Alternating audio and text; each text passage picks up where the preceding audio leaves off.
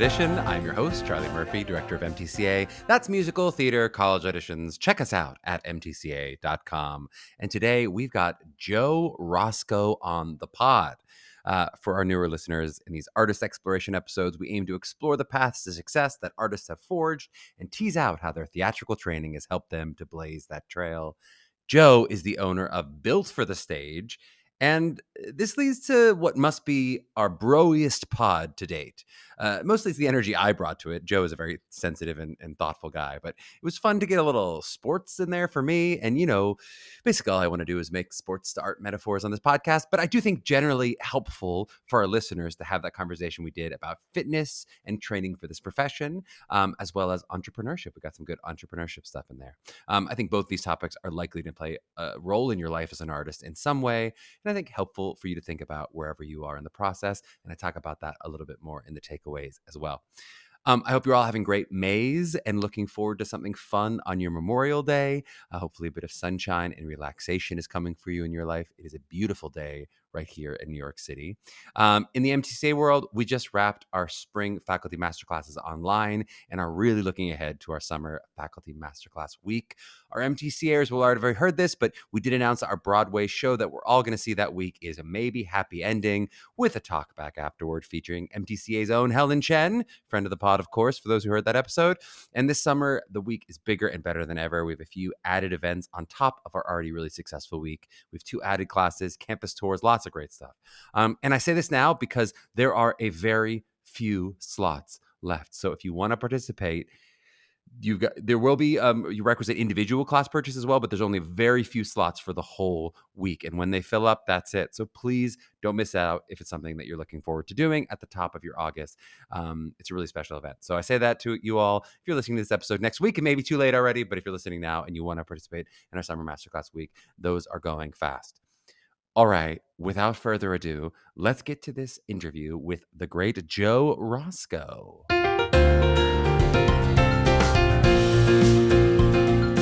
Well, we are so excited to welcome Joe Rosko. Joe has a BA in MT with a concentration in directing from Coastal Carolina University, where he majored at MT while playing Division I football, which I can't wait to talk about. The bio says he grew up a 3-sport athlete, so we might have to see if one of those sports is baseball and whether we're going to do some more podcast recruiting to the Broadway Show League.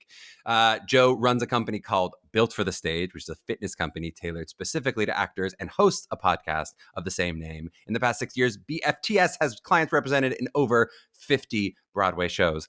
And if it feels like this is the second part of a home and home podcast where Joe just interviewed me 45 minutes ago, yes, that is true. So if you want to listen to the other half of our episode on Joe's pod, we just did that a little bit ago and it'll be released as well.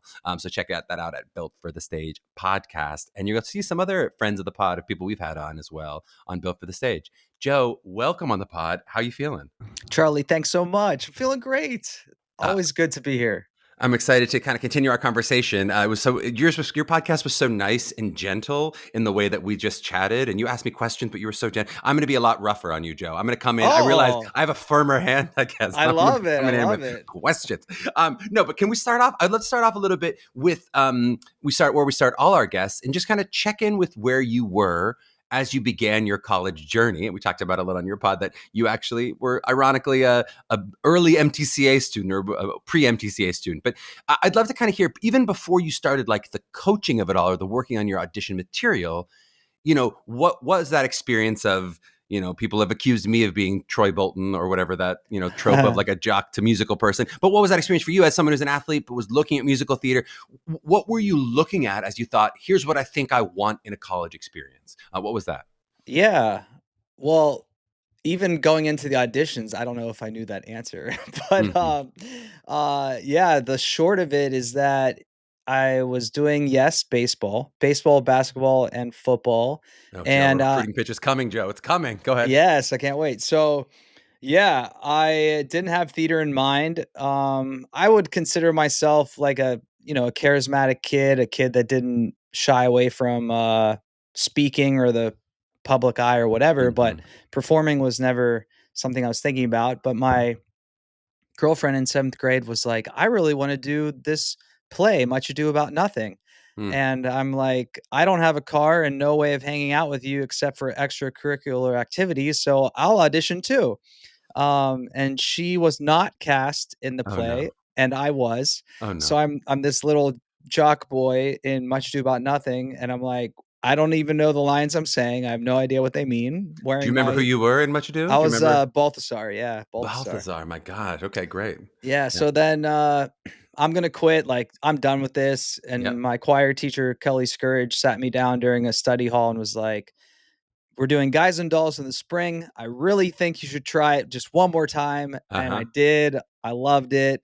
And then I was actually pretty good. And then I got the lead from 8th grade until my senior year of high school. And then I guess it was around junior year via Lisi, Jordan Shoe Trump, that I kind of started to hear like, oh, you can go to Mhm. school for theater. Mhm. And that's when it all started. Like, she would she would hand me off like burnt CDs of Pasek and Paul, like when they were Mhm. still at Michigan or Yep. something, or Jeremy Jordan, like a bootleg version of him singing in Urinetown when he was at Ithaca. Yep. So that was like, yeah, my early experience of what the possibility of You are college giving theater could me be. you're giving me such a specific window. The burnt CDs of, Oh like, yeah. people that was such a specific, like, "Oh, these are songs you could sing. These it was a gold." Like, having, like, Yeah. 15, "These are great audition songs" on a burnt CD. That's so Yep. funny. Well, okay, I love that answer, and I'm sure all of our female identifying listeners are just, like,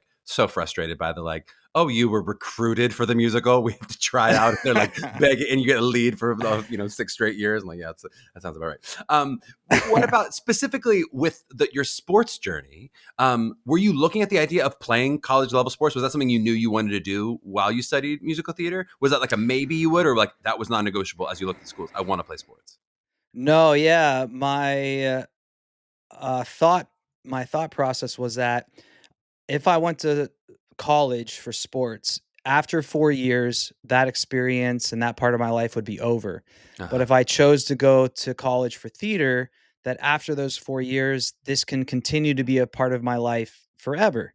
Yep. So I actually said, I had offers for baseball and football, but I said, no, I'm going to just go for theater. Mm-hmm. And yeah, I made my choice more so financially. I got into some other schools like Penn State, Baldwin Wallace, Otterbein. I'm from Mm-hmm. Ohio, so these are Ohio and Pennsylvania Midwest Mm-hmm. schools that were close by.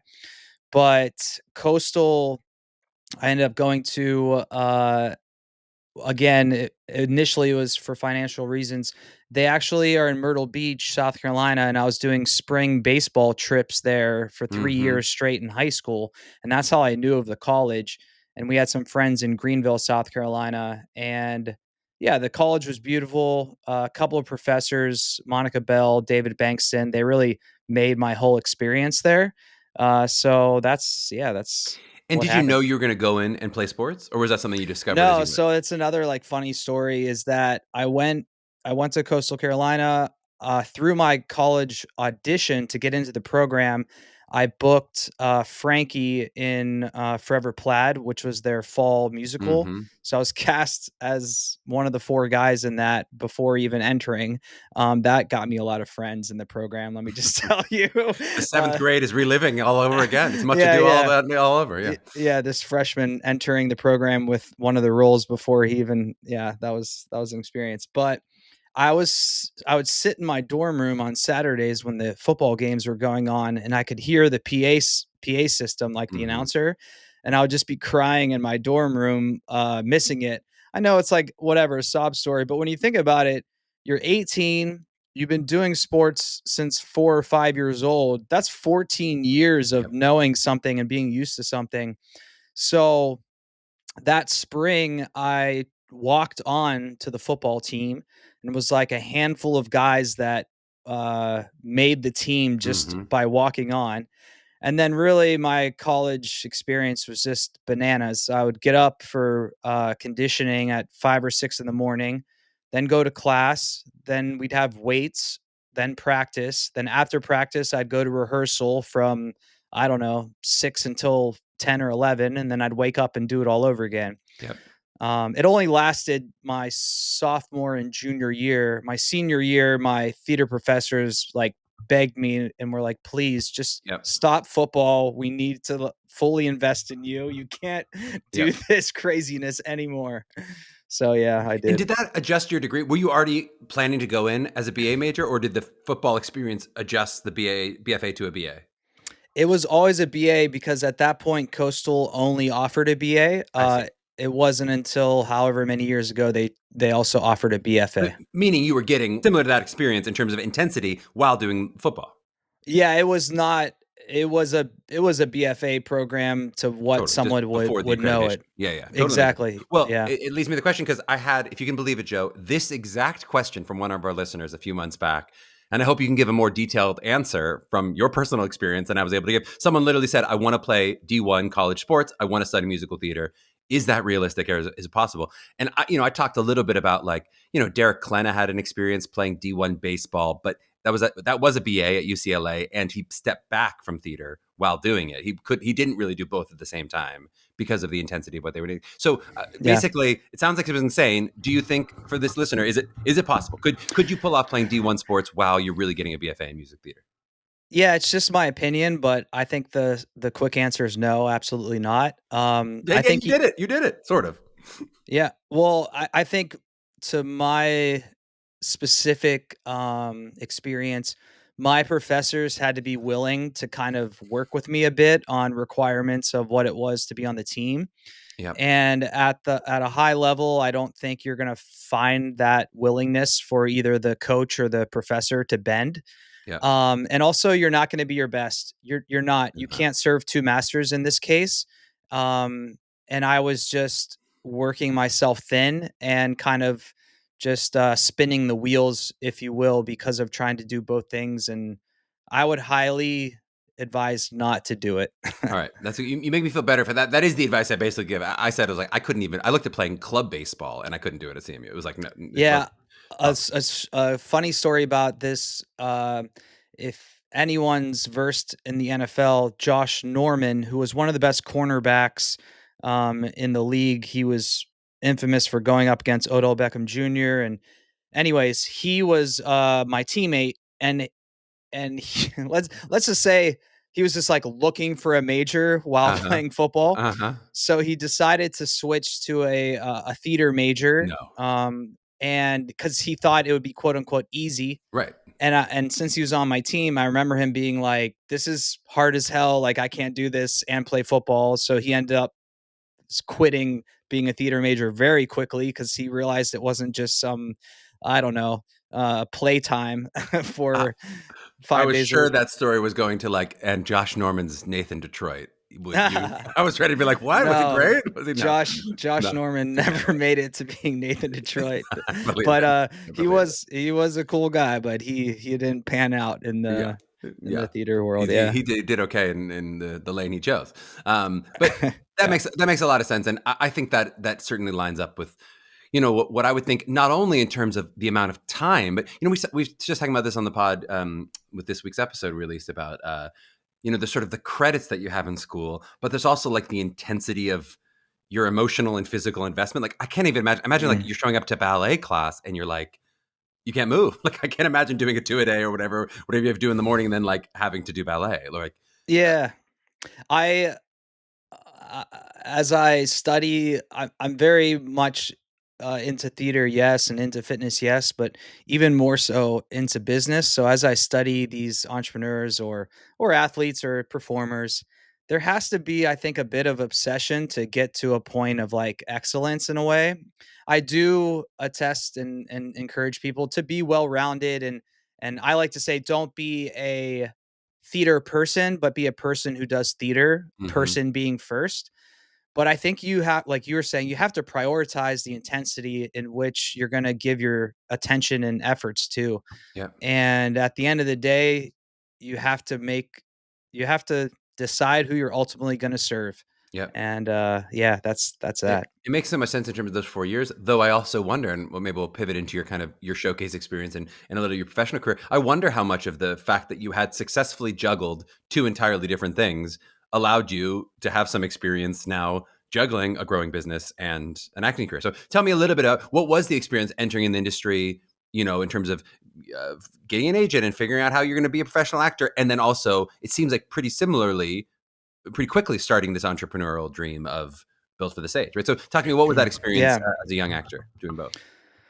Yeah. So freshman year, like many, I was auditioning for summer stocks right out of the gate. And while recently joining the football team, that's when I got into like the training aspect. My strength and Mm-hmm. conditioning coach really encouraged me to get my personal training cert. So I got certified for personal training that freshman year at a very young age. So I say that because when I booked my first summer stock, I then went from training my actor friends in college to training my summer stock cast. And then each summer stock, I would be training a new group of actors. So, like, this whole Built for the Stage thing started before it even started, where I was training actors just exclusively, not a normal, any 9 to 5ers, anything like that. Professionally, I was at that point still able to keep it separate because my fitness training was also serving the purpose of my career. Yep. And I was lucky enough to book some great theaters and work alongside some Broadway actors that were already successful in the business. So they kind of quickly showed me that it wasn't very different than athletics as far as the preparation and commitment that it was going to take. So I learned in college before even getting to New York that, hey, the work you have to do off the stage is going to probably be exponentially more important than what you're ever going to do Mm-hmm. on the stage. Mm-hmm. I love it, Joe. As we continue the second half of a two-part conversation, I just feel like more and more the experience of looking in it's like a slightly more handsome mirror. I'm looking in the mirror and seeing a different version of myself. But really, it's so similar. I mean, the doing it at 18, basically from the beginning training, and some of those I feel like from the beginning I was teaching. And therefore I had this question pre-locked, even though it's almost exactly what you asked me. But I'm going to ask you the other version of, just talk to me about that pivot now as you really are pivoting into doing Built for the Stage more full time. What was that decision, and how does that relate to you as a performer? So what was that experience of, you called it the itch on when you asked me the question, but it was that experience of going, hey, was there a moment you said, I am now no longer performing, or I'm going to give it a year, or I'm going to put my 80% of my energy into this? How did you make that decision to go, hey, more of my time now is going to be into this entrepreneurial version of it versus my own solo performing career? Yeah, I think my answer is close to, if You can not the steal mine. same. You can't use mine. No, you have to come up with your own answer. Right. No, That but was my seriously, I chuckled when you said it because you said that you never actually made the decision or you never actually made the statement of I'm done. And I did not either. I had a 2-year contract from 2012 until 2000, end of 2013. I got back to New York. I was a bit burnt out from it. And I was like, I'm just going to focus on this training thing for a bit. And then that focus just evolved and rolled into Built for the Stage. And now it's 2025. And Yep. there's a bit of a um, mental or spiritual unrest from that Yep. because I have yet to look in the mirror or have that conversation of saying, I'm done. I make these jokes with people sometimes when they ask, like, do you ever go to these shows and do you ever miss it or whatever? And I say, I sit there thinking, I'm going to let all these people have fun, but eventually get burnt out. And then when I'm in my 50s or 60s, I'm going to come back and clean house because everyone's going to be gone by then. And you'll And still be in great shape. and I'll be in great I'll be in great shape, and I'm gonna wipe the Yeah. floor with all the other 60-year-olds, You and me both, in kid. my That's yeah. where we bring out our guys and dolls. Alright, let's do it. Let's make that commitment. Yeah. Let's make it. When No, we're but 60, blah, blah, blah, we'll make our comeback. there is something, I don't think that's unique to theater people, but it is, because of our relationship with this industry, which is not a singular profession or singular job. It's like the pursuit of it is kind of ineffable in what it is, but that there's always a kind of lack of closure. I think like sometimes with a relationship, you never know when your last kiss was until it's over, and then you go, "Oh, I guess that was my last kiss," or whatever. That like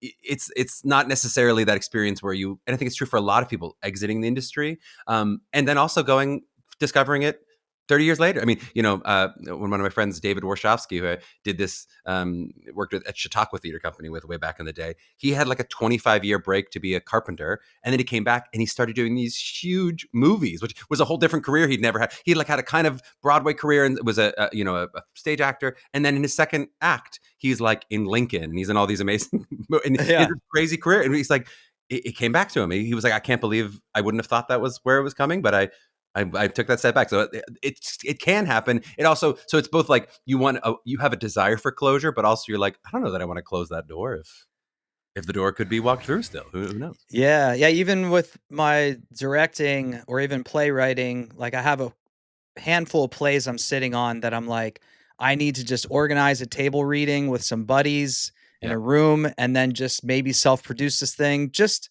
even if it's not to actually try to make it uh happen professionally per se, but just to scratch that itch, like I like to say.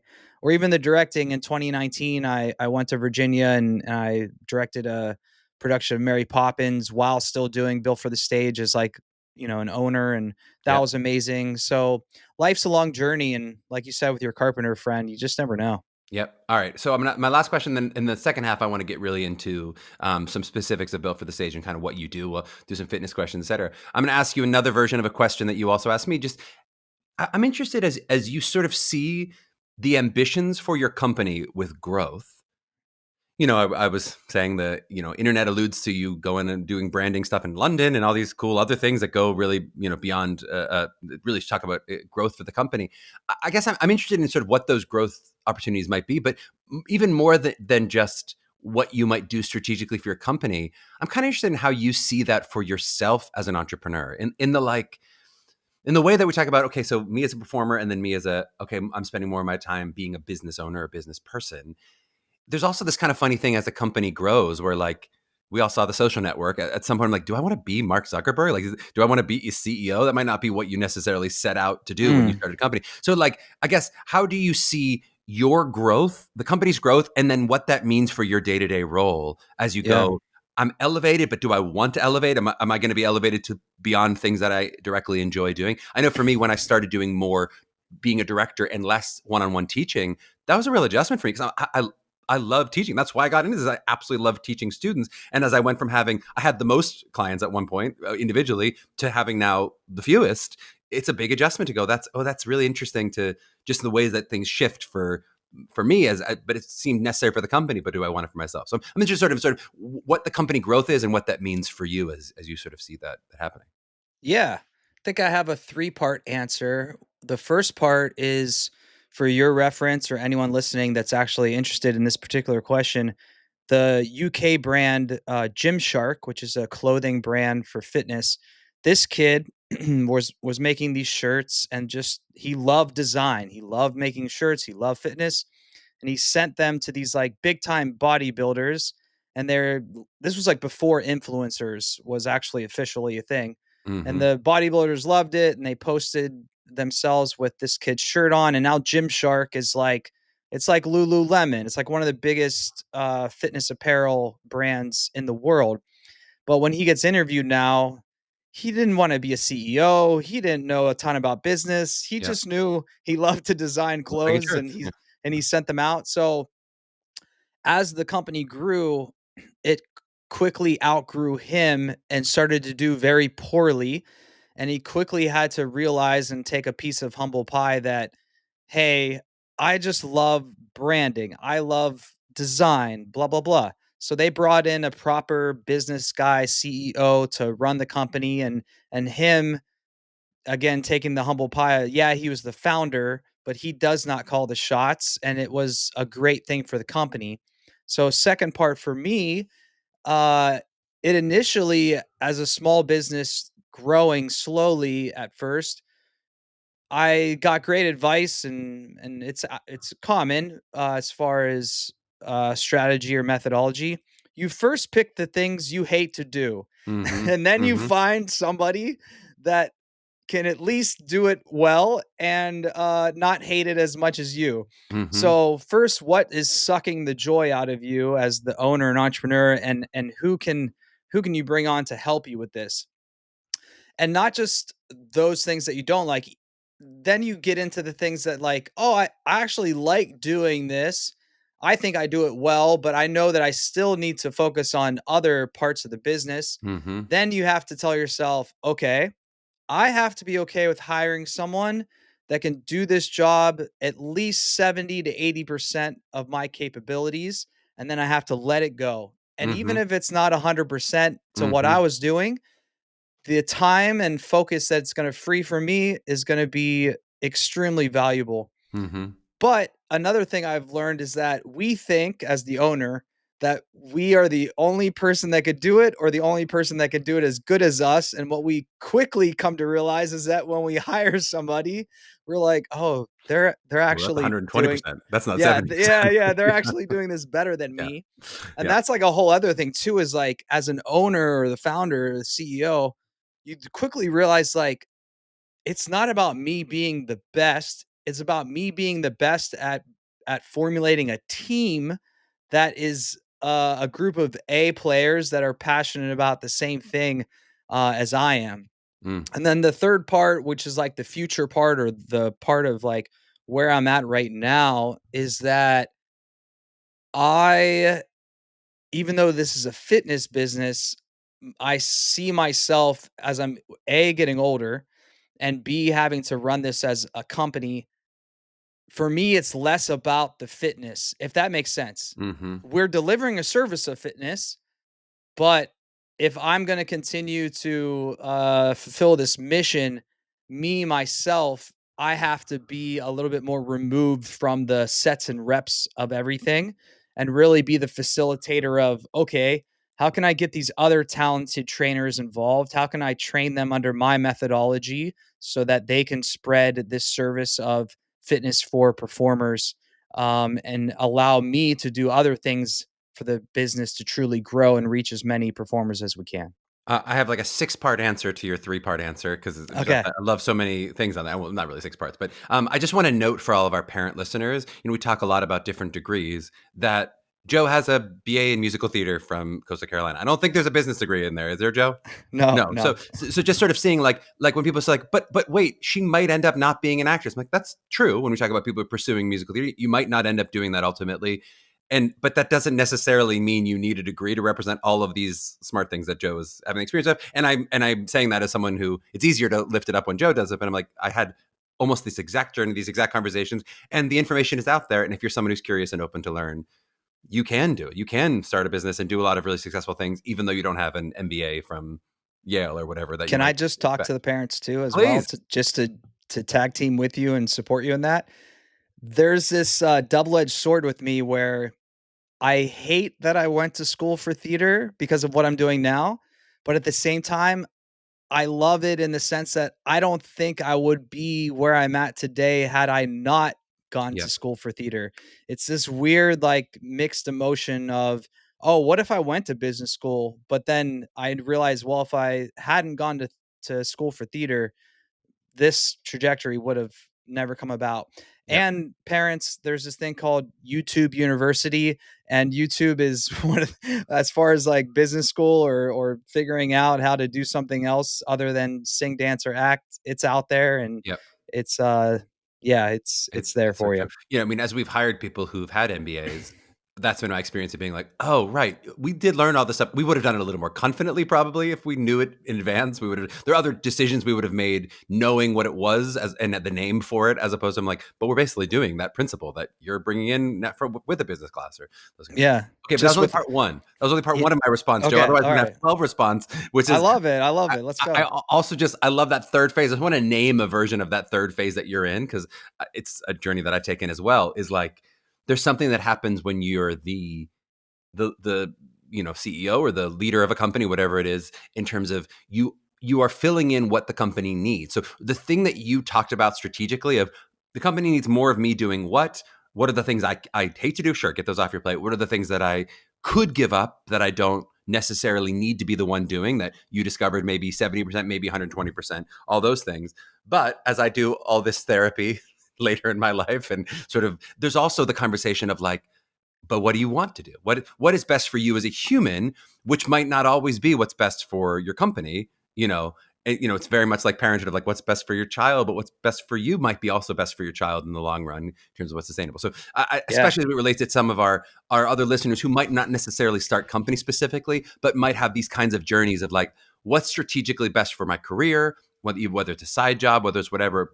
Also, some part of that should also be like, what do you want? What is the human self of Joe actually want to be doing as we're doing this? I'll let you respond to Yeah. that. Six more parts. Yeah, I think that there's no wrong answer. I don't think it has to be an or. I think it could just be an and, where uh like you said, maybe if it's business related, maybe you doing something you enjoy will not allow the business to grow to what it could have been, Yep. but it's your decision to make, and that's what's most important to you in Yeah. your life and your fulfillment.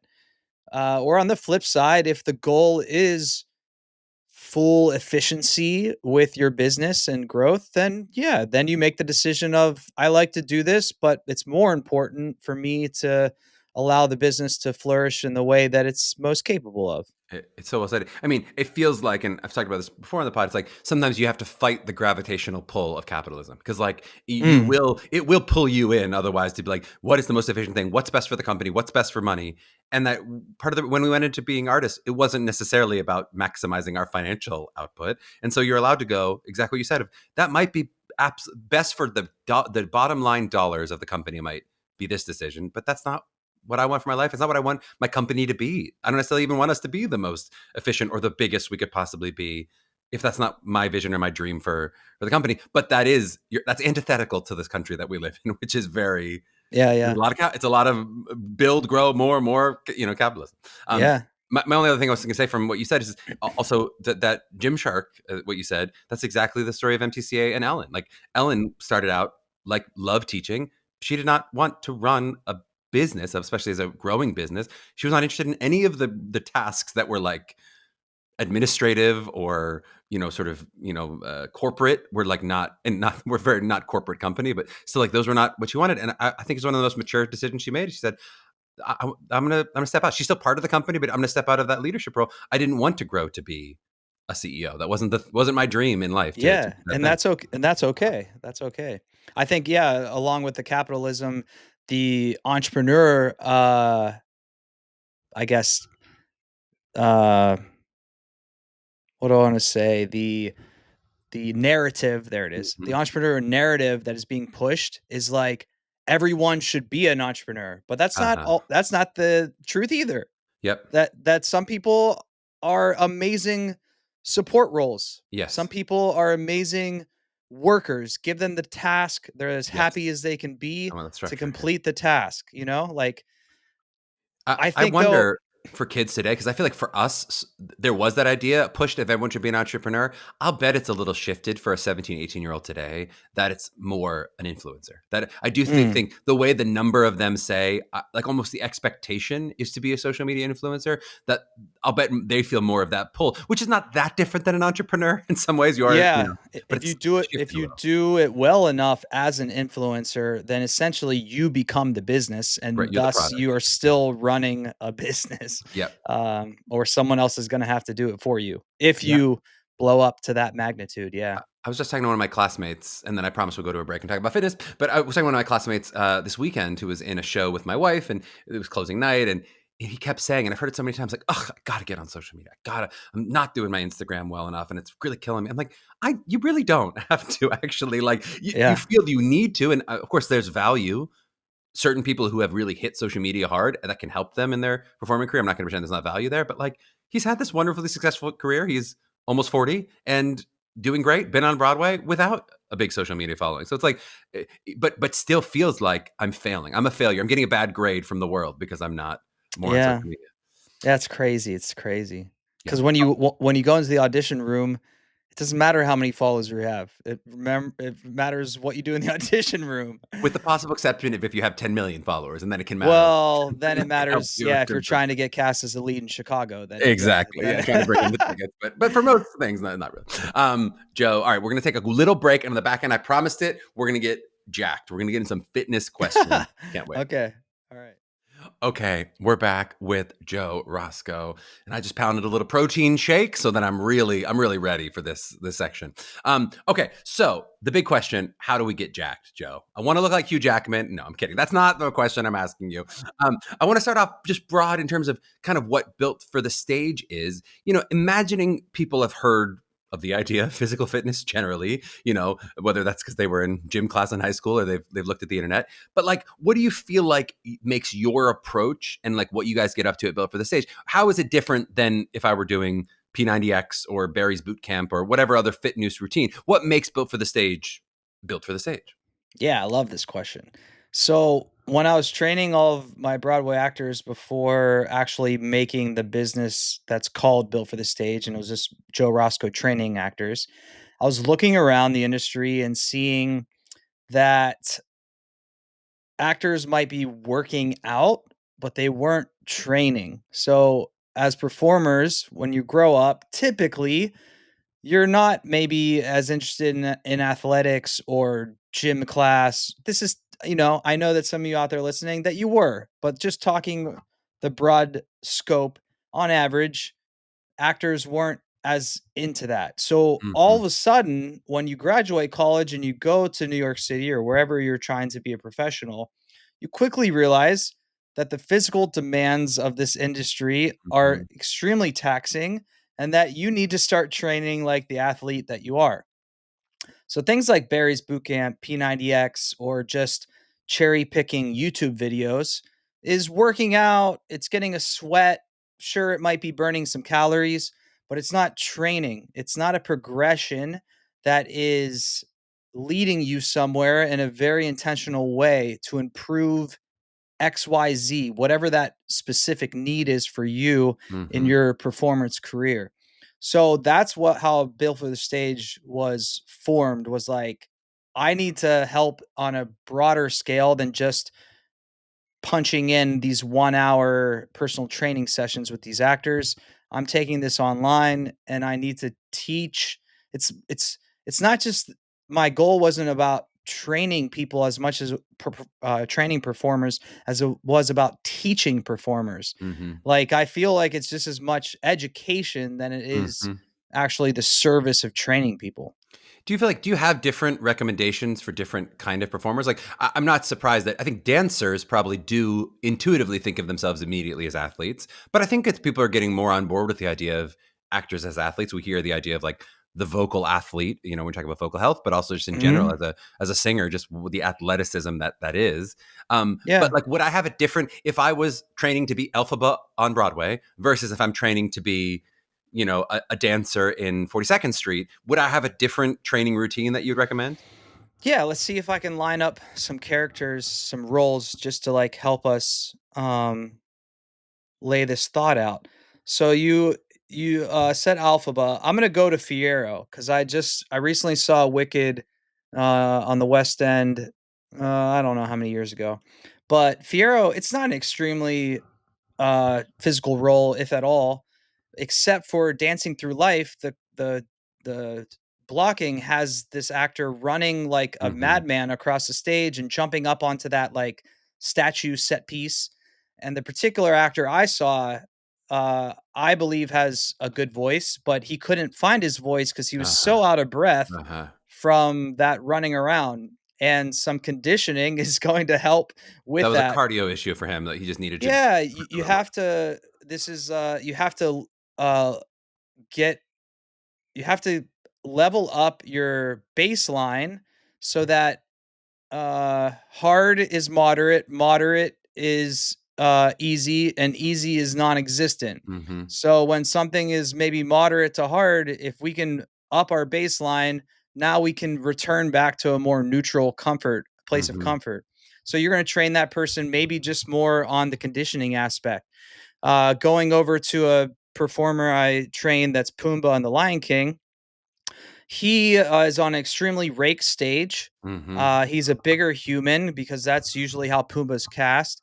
And he's wearing a puppet that is front loaded in front of him. That's around, I think he says 35 to 45 pounds, which is a huge taxing experience on your posterior, on your Anyone who's back. got a 3-year-old knows exactly what it's like to carry 40 pounds around. It's not ain't easy. Yeah, and on extremely rake stage on top of it.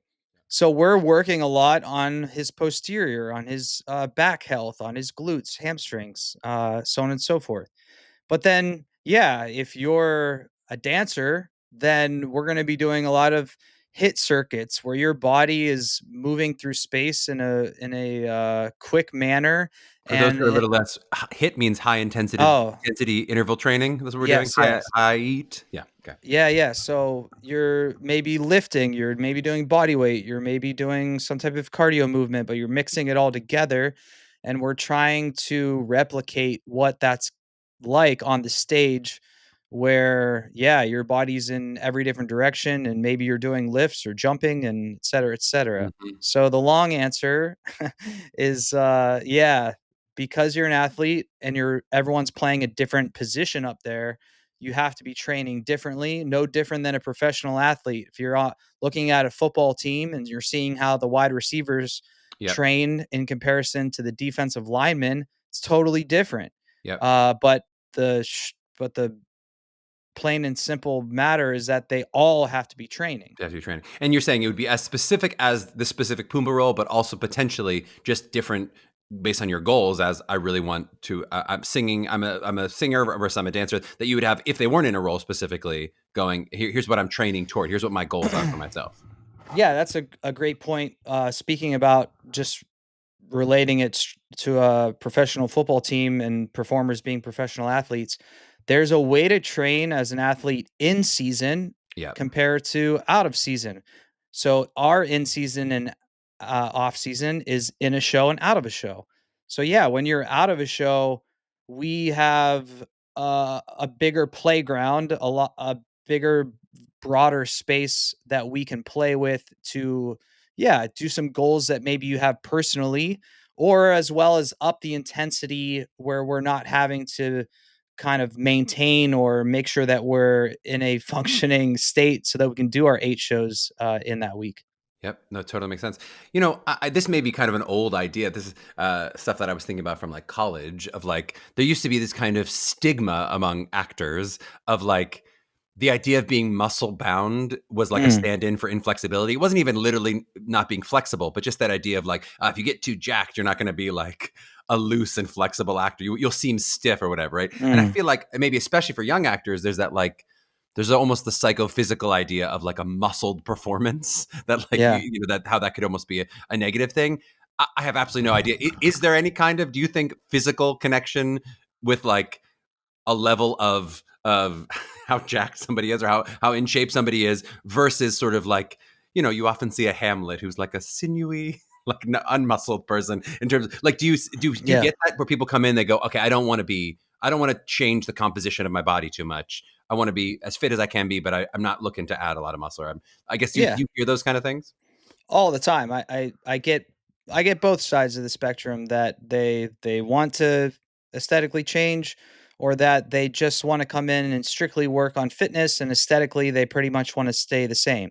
Yeah. Neither are wrong. It's just their preference, and that's what they bring to the table. But as far as being like muscle bound, I hope he doesn't mind me bringing up his name, but Raymond Baynard, a longtime Broadway vet now. He's been in MJ, Hamilton. He's been in Gatsby. He is an aesthetic specimen and has plenty Hmm. of muscle, but he's one of the most fluid dancers that Hmm. you'll see on Broadway. So, yeah, you could get your training that could add muscle without balancing your mobility and flexibility out with it. Yeah, you can get Like to a that state, bodybuilder. Yeah. yeah, where you're not able to move.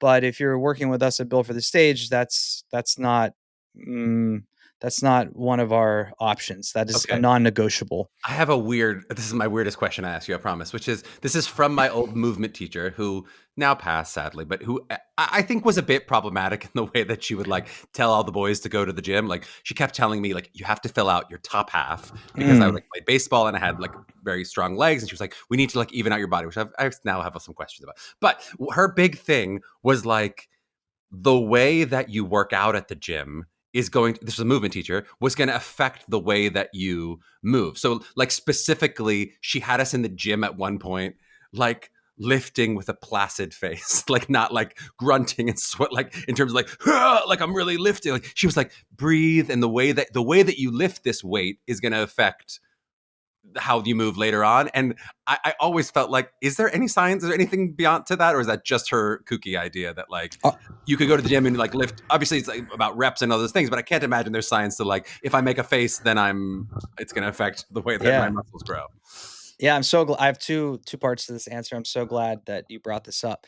So I don't disagree with like the uh no grunting or try to lift as though you would be lifting on stage.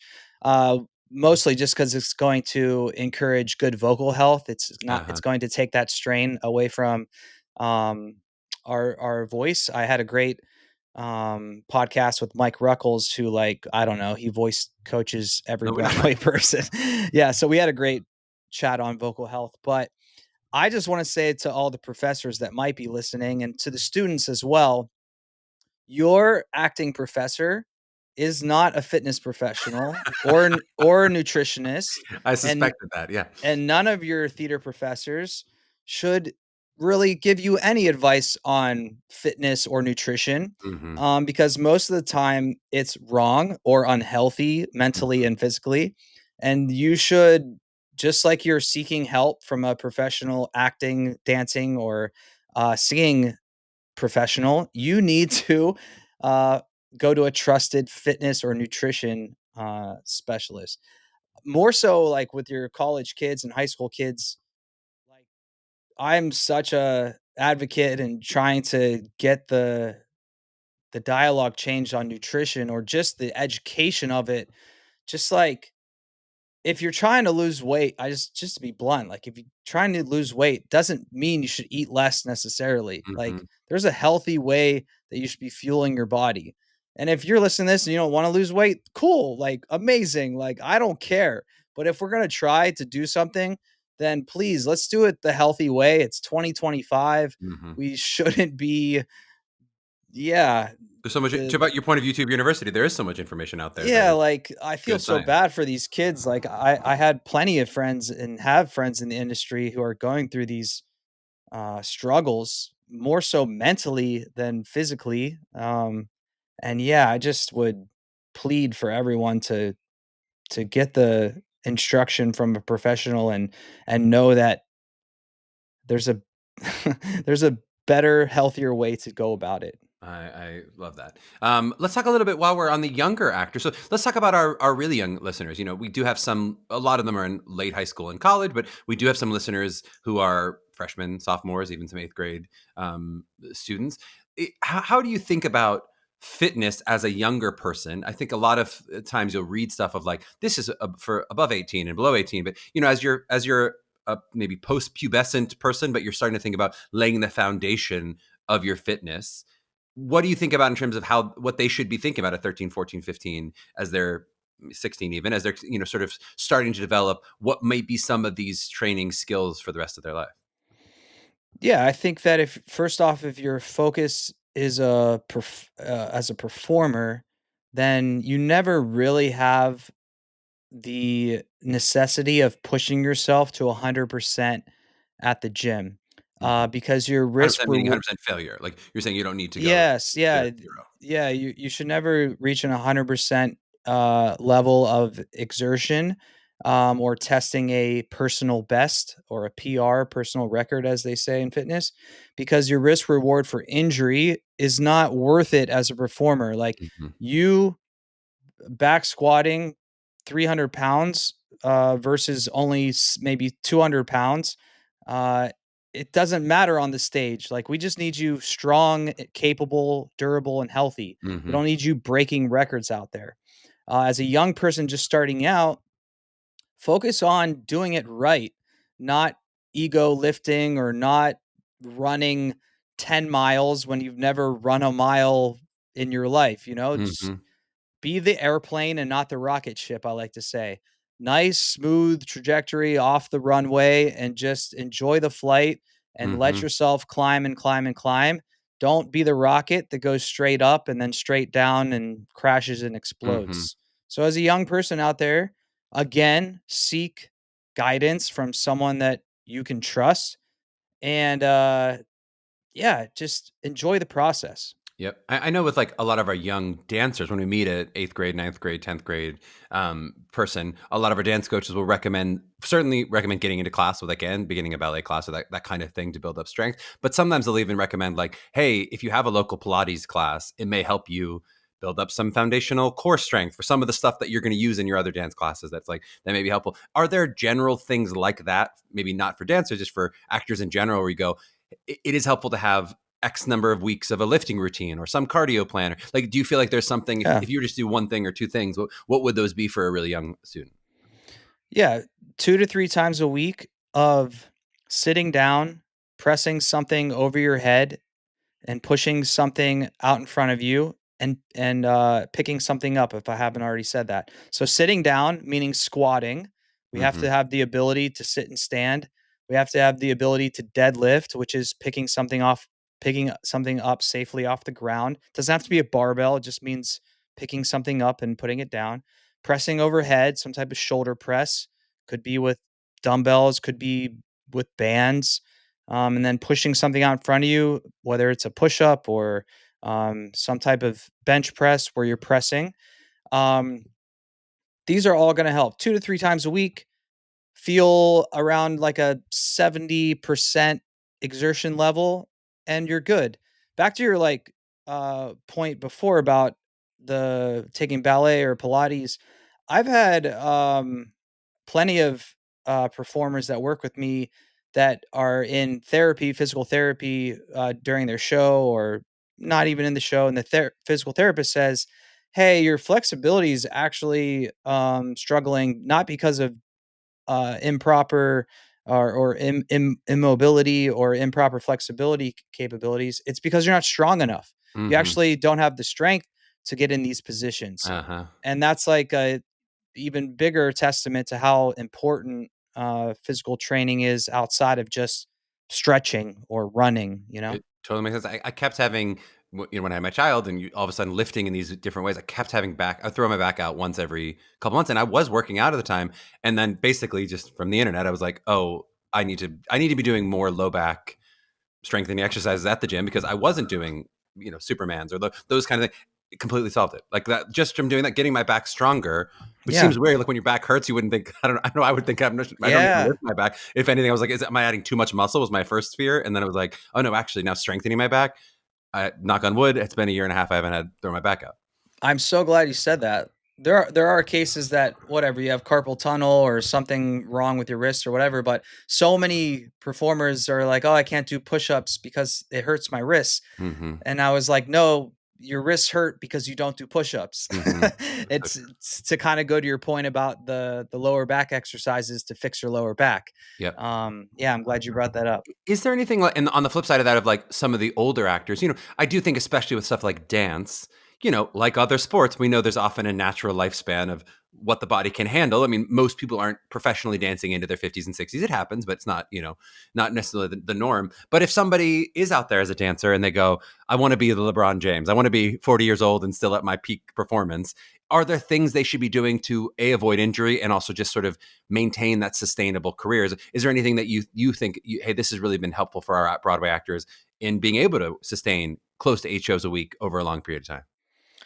Yeah, I mean, speaking about LeBron James, like his longevity starts with eating and sleeping, Mm-hmm. and why he's not injured. He was recently on, I think they called it like Starting Five or something like that on Netflix, a documentary about five NBA players, and he was one of them. Mm-hmm. He sleeps something crazy like 10 hours a night, but then takes a 2-hour nap every day as well. Like my 3-year-old. So, Yeah, that's pretty good. so what people often they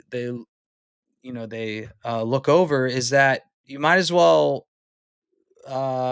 think of yourself as like a video game where the Mortal Kombat or whatever fighting game, and you start at green and then you're down to yellow and you're down to red. Mhm. And if you're never getting that sleep and you're just at red, you're that fighter that's just like rocking back and forth, but you're expecting yourself to be at your best and to Mhm. not get injured and et cetera, et cetera. Or, let's just call a spade a spade. In theater, we love a drink, or we love going out, or going out after the show. So not only are you staying out late, but you're drinking, and then your body is trying to process the alcohol, and then it's not actually using the food that you've put in it properly. And then this is going to cause more likely getting injured. But going on the exercise side of it, it really is about putting your body in the positions that it's in the most, which is putting something over your head, picking something up, and squatting something down.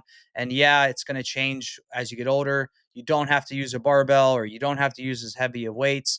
I love bands because if you get to the point in your life where a certain position just, I don't know, it bothers the joint or muscle because of a band, you can alter the position Mhm. slightly so that works better for your body at that given point. But I'm sorry that that was a ramble, but I really want to go back to the nutrition and sleep. Like, Yep. hello, hello, hello. Whether it's fitness or you all want to be the best you can be in your audition or on the stage, it starts there. And people just want to neglect it or be ignorant to it and just ignore the fact of like they're not prioritizing that, and that should be the main priority is your sleep and your nutrition. It's so well said. Okay, we're moving to round up. Do you have any strong opinions on like the GLP-1 drugs? You have a lot of clients on those. Any professional opinions there in terms of, for those people who do say, Joe, I want functional fitness, but I am hoping to lose 30 pounds, or 40 pounds, whatever it is, that, do you have clients who are on that? And I guess, how do we feel about that? Yeah, I'm always going to be like the natural way is the way, and there's a lot, it's still untested and unproven in my opinion. There's more and more side effects and different results to these things being tested day in and day out, and they're not all cracked out to be what they're saying.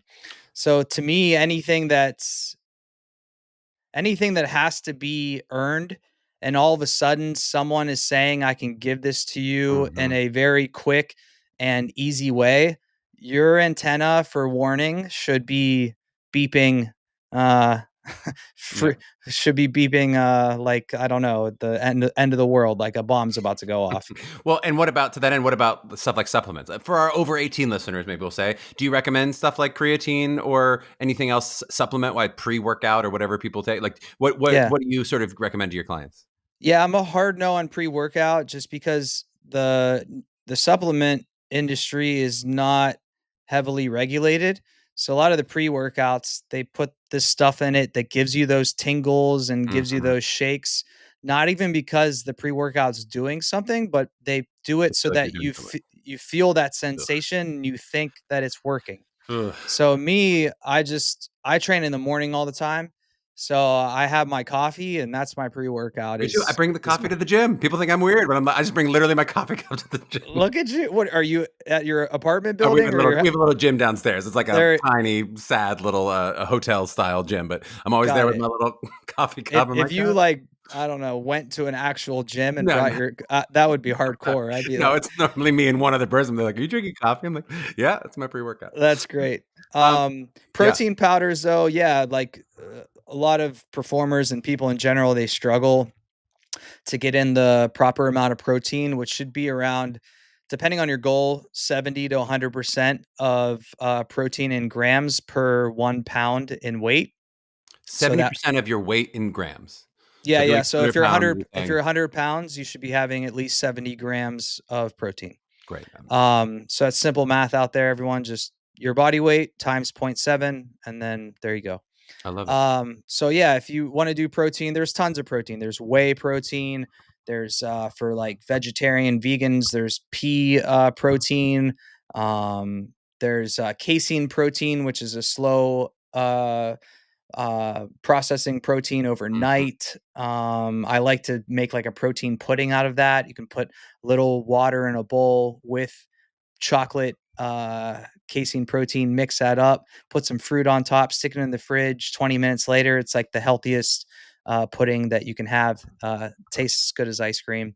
Creatine's good. Make sure that you're just taking um, the one scoop, like nothing more than that, because you could get down a slippery slope where your body's producing more creatine than it should. But that's Mhm. great for muscle recovery and energy levels. That's pretty much as far as I go. Creatine, protein, and that's it. Yep. Some coffee. Maybe do you do a multivitamin? We believe in things like I that? do magnesium, vitamin C, and vitamin D. I definitely am vitamin D deficient. So magnesium, vitamin C, vitamin D. I love it. You've already given so many great ones, but any other sort of like workout secrets or just nutritional tips? You sort of mentioned nutrition in terms of like big stuff that people you think get wrong or that you'd want to share with the Yeah. listeners in terms of stuff like workouts or nutrition. Yeah, nutrition, people like the simpler you make it, the easier it is. And the more you're able to program your brain to think, I eat to survive and perform, not to please.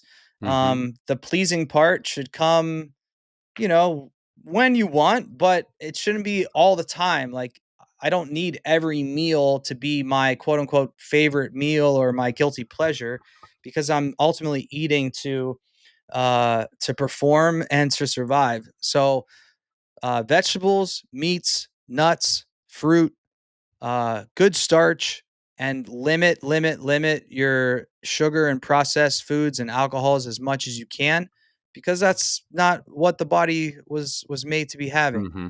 And yeah, you'd be amazed like how much volume of food you can eat if it's good food for you Hmm. in comparison to that slice of pie that has the same amount of calories Hmm. as this huge plate of good food for you. Hmm.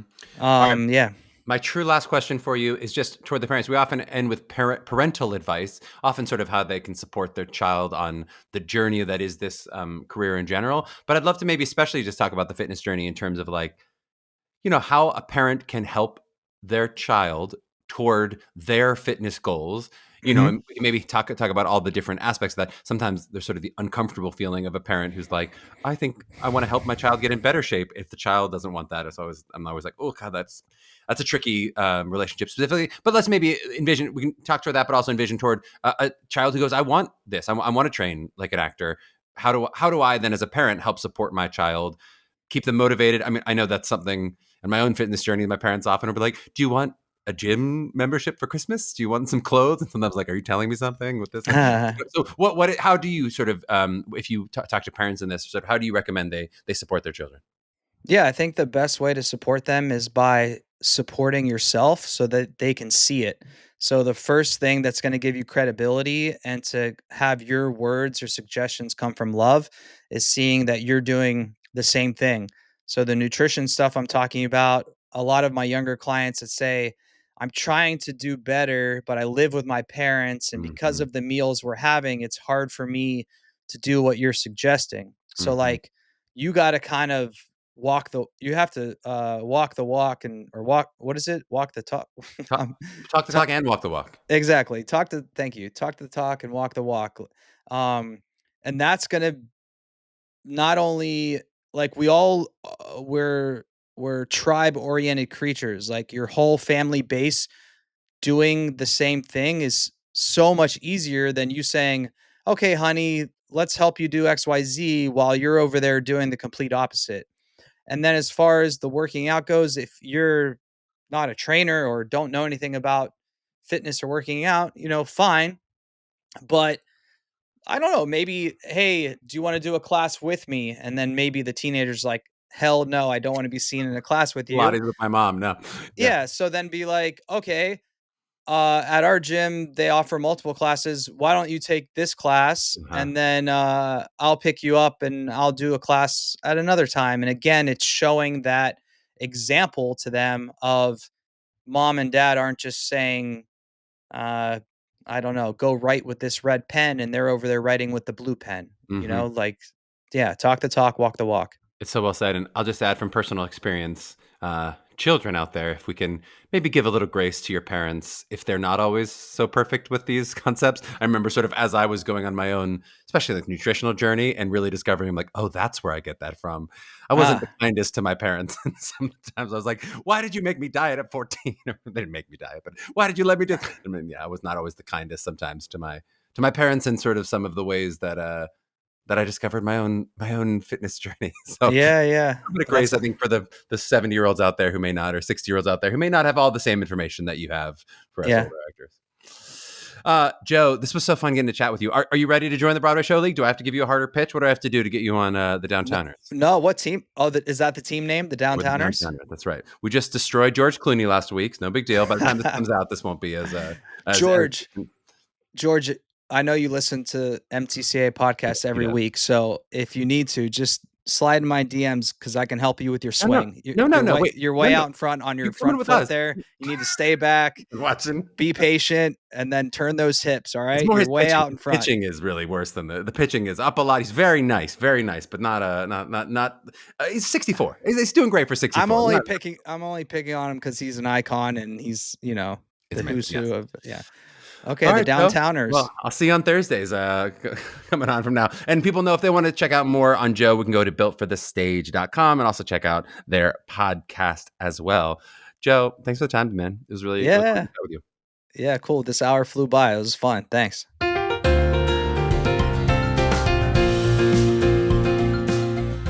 Yes, yes, yes. What do you think? Did that live up to the billing as our broiest pod to date? There's still some men who are pretty in touch with our emotions for sure, but that was a different conversation than you might hear with Celia Keenan Bolger. My wife accuses me of being a bro sometimes. Can you believe that? Me? The artist that I am? But of course, we all contain multitudes. We all contain multitudes. And I know what you're thinking for this takeaway. Surely, this is the moment that I can't resist going back to the well of sports metaphors. We literally had a D1 athlete on the pod. We talked about Josh Norman. This has got to be it. But yes, I am resisting. I am resisting the urge. I'm currently writing a blog that is one giant sports metaphor. So I'm going to make you hold out for that one, and I'm scratching that itch for myself. But the two takeaways I do have today are both pretty meaty ones. The first one is that I just want to try to be as clear as I can in this kind of complicated and murky world in terms of like the conversation I'm trying to have around bodies and our bodies. When Joe first reached out about to come into the podcast, one of the reasons I want to have him on was I think there is a place for having a really healthy conversation about both the kind of physical ability that we talked about, but also then like the aesthetic appearance of our human instruments as actors, and try to have that be as three-dimensional conversation as possible. You know, I feel like it's kind of treacherous water to wade into, both for me personally with my experiences, but also just like where we are in the business. But I think it's worth wading into in the best healthy way we can, because I think in the absence of these conversations, there are just like much less healthy messages that are received subliminally. So when I say like have a conversation about bodies, let's imagine that I'm speaking toward the relatively large percentages of like actors and humans who look at their human selves and don't see exactly what they want staring back in the mirror. Whether those are like relatively minor nits that they're picking, or if there's a major one, they go, I really don't like this about myself. And whether those frustrations are coming primarily from themselves, from their families, from the culture at large, whatever, or whether those are industry specific expectations that are frustrating them, which I think many actors have experienced. And again, I do think this conversation has to be caveated, just like I do basically every conversation in the realm of type, in that blessedly for the college process. So for our high school students who are auditioning for colleges, this is not something any of our students directly have to worry about. I mean, truly, I mean that. Schools are not looking to fill a costume or conform with commercial expectations in terms of what they're selling with bodies across the board. And that's just really true. I promise you that. This may be something that as a human being that you're going to struggle with, and you could be affected by it in the idea of like you would feel more confident in a more athletic version of yourself, and then that confidence is a huge factor in your psychological success in auditioning. But these expectations will not be coming directly from a college admissions person in the vast, vast majority of cases. I would say in the vast, vast majority of cases, because as soon as I say that, I have to amend. I can't speak to every single human being behind the table. There could be some bozos out there, but it is just not the norm or the expectation for the college audition process, both when we talk about typing in general and especially with these kind of physical expectations. Okay, but caveat given, that said, just like I think the more nuanced conversation that we try to have around type or brand in the broader industry, I do think that that still exists to a relatively large extent in our commercial industry generally when we talk about like bodily expectations. I do think it has gotten better, way better, and less toxic than it used to be in terms of like the nature of these conversations. But in some ways, I think the biggest changes are more that it is less explicit and more implicit, right? Which in some ways actually can be more difficult to deal with. It's like the industry has gotten like passive aggressive instead of being direct and clear with their expectations, which some of that direct clarity was hurtful, right? But in some ways, the passive aggression is almost more difficult to deal with, right? And of course, there really are some true changes on Broadway when it comes to seeing a diversity of sizes and abilities across the board. But those changes, I think, like a lot of the way the industry will react to things, can be like a little more surface level as opposed to systemic, right? It's just much easier to give the appearance of diversity than to actually change the way things are approached or the way people think. And again, I think there's like a large conversation about the industry that may be interesting and that I am probably not the most expert person nor the right person to have on like what the landscape is exactly, how it could change, all those things, right? I've really only had my own experiences of the ways in which I've been frustrated by industry expectations. You know, my example is like my body at its like absolute peak athleticism will look more like Rob Gronkowski or Travis Kelsey rather than whatever like the actor ideal version of that is. You know, when you read a breakdown for a tight end on a television show, they really want someone who looks a little more like a wide receiver. That's just like the expectations for what we want in a six pack on TV. And you know, I go on about this in all the ways that are probably like more therapeutic for me than that they're going to be helpful to you. But what I do think is really relevant to you is that I think it's helpful to go into college, especially maybe for our graduating seniors who have already made those final decisions, or our older listeners who are in college and beyond, just to be prepared for some version of that conversation of how the industry will see you and try to sell you and what your relationship with that conversation wants to be. And I don't think there's a single answer. There are people who are going to go really deep into that conversation and analyze it a lot. And there are people who will touch on it and let it go. And there are people who will like steadfastly ignore it and just say, that's the industry. They're going to do their thing. I'm worried about me, right? I think any of those approaches can work. But I also want to say that that conversation is lingering somewhere ready to be had. And if you don't have it out loud, you may be having it subliminally. It'll still go on whether you choose to have that conversation or not, right? There's this like a version of this conversation I had it last night that almost all actors my age will give you like this knowing smile on, which is anytime you talk about the mania of showcase, of that senior year and showcase and what that entering the industry experience was. You know, and I'll say when I talk to younger actors, whether it's our newer coaches in MTCA or MTCA alumni or whatever it is, I have not heard this phenomena lessen at all in the, you know, now almost 20 years since I was doing this, right? That's certainly not a conversation that is exclusive to people's looks, right? They're also trying to sort out a lot of other mania of what it is to graduate into the business and what an agent and manager is going to be like, and whether they're going to move to this city or that city, and you know all the other things that come with being 22 in the world. But a big part of that conversation, when you've had people give you the knowing smile, that happens internally within the group of graduating seniors is surrounding their look, their brand, all those things. I mean, there are people losing weight, like I talk about in this episode. There's people losing weight, adding muscle. There are people getting their hair done, getting moles removed, changing their appearance in all kinds of ways, right? And again, in most cases, I don't think it's about an explicit conversation of like, hey, someone's telling you to do this, it's time to do this, as much as it's kind of like an implicit expectation and this peer pressure of everything that's happening around you. It seems like everyone else in my class is doing this, so should I be doing this too?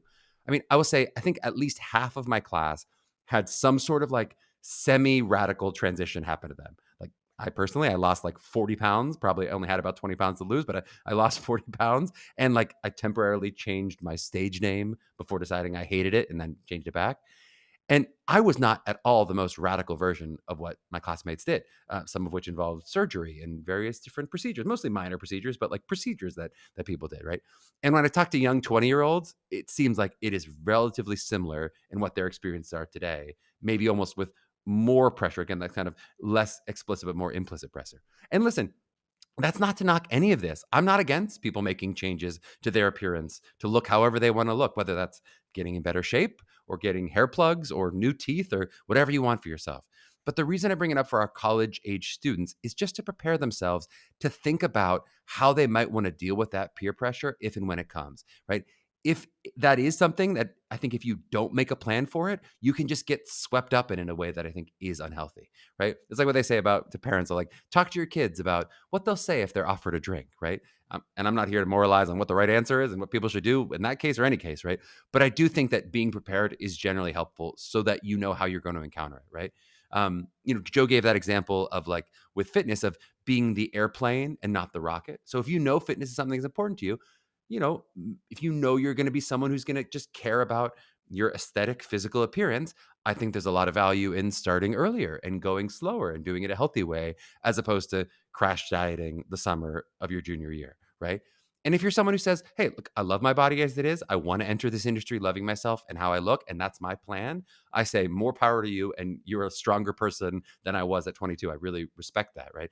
But I just want you to go in expecting and understanding that there likely will be some peer pressure and that expectations will be there, and then just having a plan of how you think you want to deal with it when it comes. And that leads me perfectly into my next takeaway, really similar from the advice perspective here, but it's just relating to that idea that we've touched on before, and it came up again in this episode, that as an actor, you are a CEO of your own company. You've probably heard this idea before in general, and I generally agree with the advice that I think in general this is helpful. But I guess my perspective 20 years in, having watched a lot of actors navigate different kinds of careers and now having run a company myself, is more that like you as an actor are selling as a product. You are selling a product, but you kind of get to decide what kind of company you want to be and what kind of role you want to have in that company. So, for the business savvy actor who is most focused on commercial success, the idea of like you are a CEO is probably really helpful advice. And then, how are you delegating those other responsibilities? And you're still overseeing them, but you might be delegating them. Right? If you're not amazing at marketing, you're outsourcing some of that marketing work with people that you know, but you're still ultimately in charge of your marketing decisions. And then, of course, also when you're a young actor, especially if you don't have representation, you are almost certainly fulfilling all of those necessary roles at the company yourself, maybe with the support of some family and friends, filling in some of those roles. But the reason I bring it up is that I think in deciding what kind of company you think you might want to be, you're also kind of helping chart a path for what kind of actor you might want to be and what kind of actor lifestyle you might end up having. I think it takes a different kind of like corporate experience to work consistently on Broadway, which may be very different from the kind of mom and pop feel of some lifelong regional theater actors in terms of the company that they're creating, right? I don't necessarily think one is better than the other, right? And you're never going to get to fully decide this question for yourself, right? Just as a company doesn't. You might want to grow to be a Fortune 500 company. I may say that's my goal for myself, but if the industry doesn't do that for me, then it's not going to happen for me, right? You can set the mission and vision for yourself, but you still have to interact with how the business is actively interacting with you and then constantly evolve. This will change throughout your career. But I do think there's such beauty. Again, it's the reason that I was struck to this takeaway. I think there's such beauty in the point Joe made about that guy who just wanted to make t-shirts. And I find that's true of a lot of people who get into this business, at least at the beginning. It's just, man, I just want to act. I just came in it for the art of it all. They don't necessarily want to deal with all the like corporate businessy stuff. That's why they chose to get a BFA or to go to drama school, right?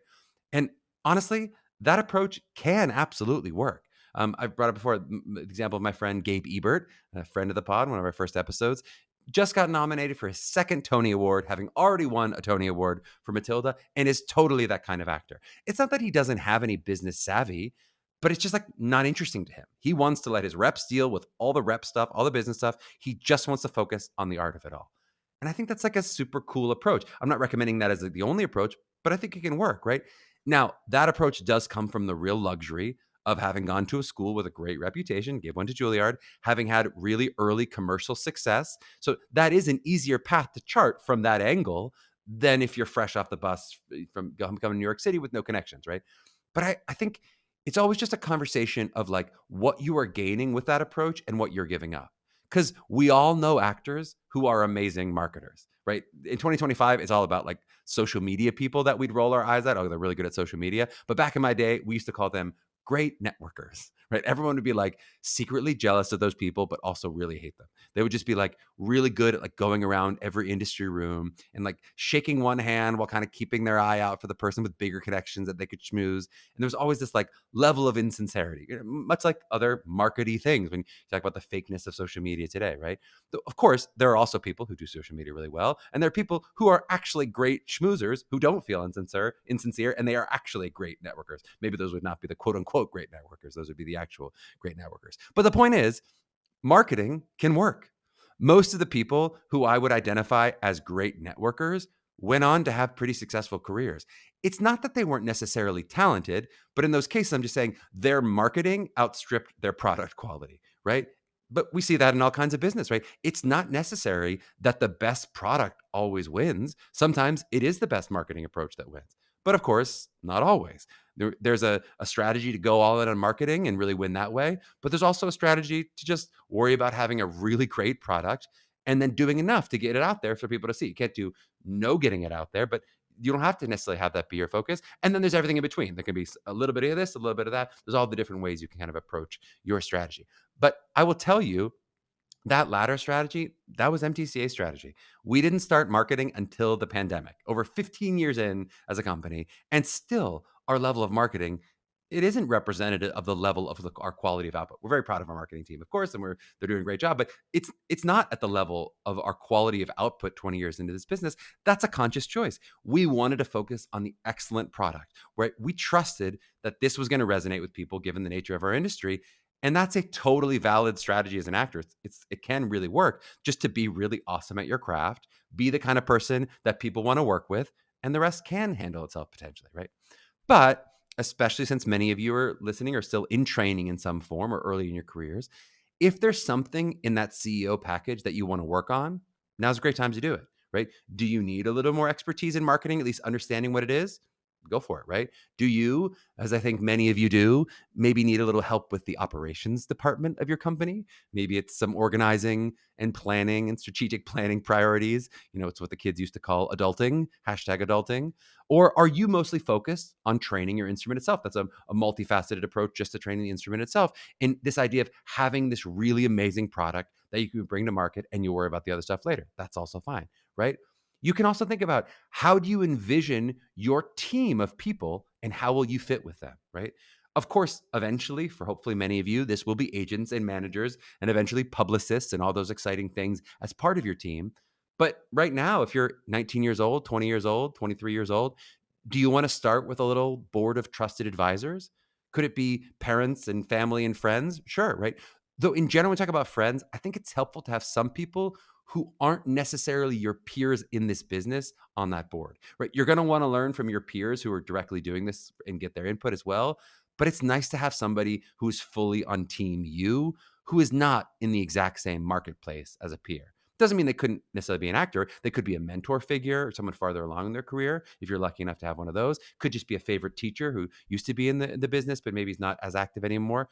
But just think about how you think you might want to form and how you think you might want to run your company and how you see yourself playing a role within it. The idea that like you're in charge, you're the CEO, you're in charge, yes, but you also get to pick how you want to be in charge and what you want to be in charge of. All right, that's it. Another episode of Mapping the College Audition is in the books, produced by Meghan Cordier and Kelly Prendergast, with social work by Jordan Rice. Don't forget to check me out on Joe's podcast as well. That's Built for the Stage, though I'm not sure exactly when that's releasing. It may already be released as you're listening to this, or maybe a little bit away. But you can follow me at Charmer7, and I'll certainly post about it when it does release, as well as following us at Mapping the College Audition on Instagram, and liking, subscribing, rating, and reviewing us wherever you listen and watch.